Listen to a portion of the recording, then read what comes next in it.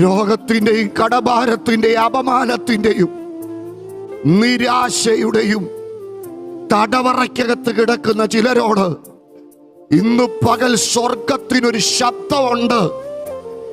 ഇറങ്ങി വാ, ഇറങ്ങി വാ, ഇറങ്ങി വാ.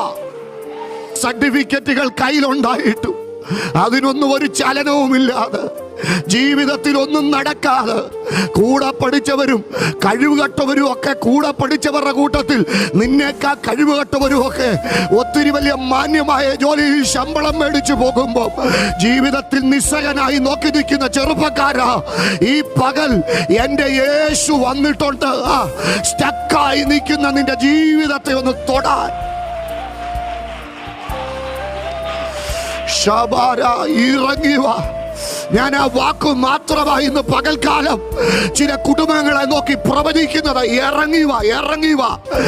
ഏത് കല്ലറയ്ക്കകത്താ നിന്നെ ബന്ധിച്ച് വെച്ചിരിക്കുന്നത് അവിടെ നിന്ന് ഇറങ്ങി വാ. ഏത് കാരാഗ്രഹത്തിലാണ് നിന്നെ ബന്ധിച്ച് വെച്ചിരിക്കുന്നത് അവിടെ നിന്ന് ഇറങ്ങി വാ.